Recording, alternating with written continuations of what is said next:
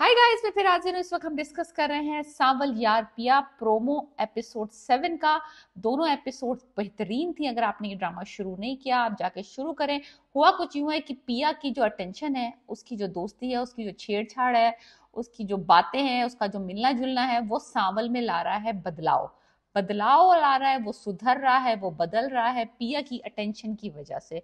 और वो भूलता जा रहा है अपनी जो पुरानी उसकी मोहब्बत थी सस्सी की, जिसको वो कहता था अव्वल और आखिर वो ही है, उसको मैं भूल नहीं सकता।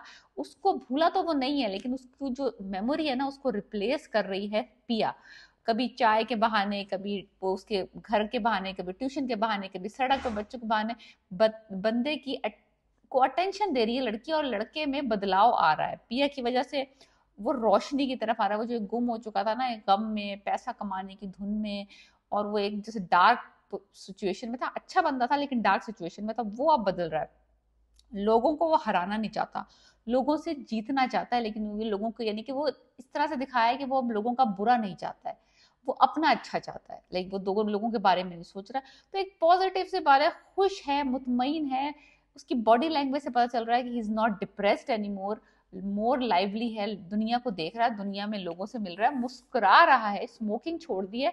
और अपने जो डब्बू सेंटर, जो उसका कैरम का सेंटर है, उसमें नो स्मोकिंग का साइन लगा दिया है।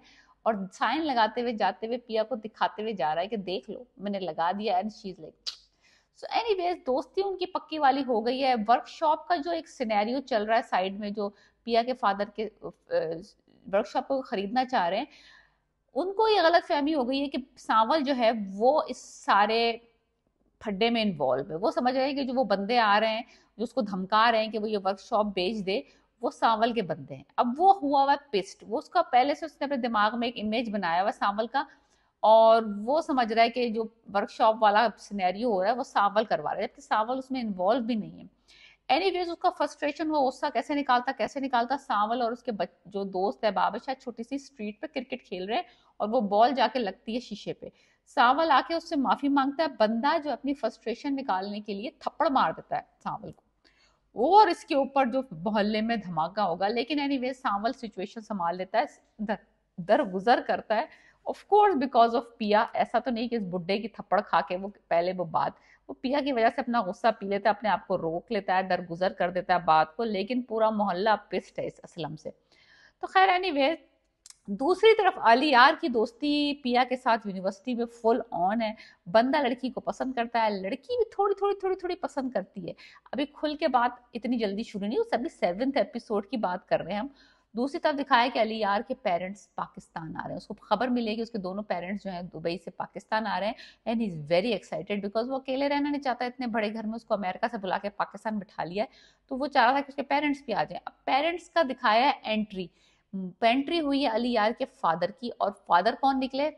हमारी किस्मत, मूसा। वही मूसा जिससे असलम जुए में लड़की हारा हुआ है अपनी, एक पिया को जिसने जुए में जीता हुआ है ना, वो अली यार का फादर है। ये है वो ट्विस्ट, ये है वो ट्विस्ट, ये होगी वो तबाही जो इस लव स्टोरी को बर्बाद करेगी। ये वो ट्विस्ट होगा जिस जिस जो हमें आगे जाके अली यार और पिया की लव स्टोरी को बर्बाद करेगा, बहुत सारी तरह से।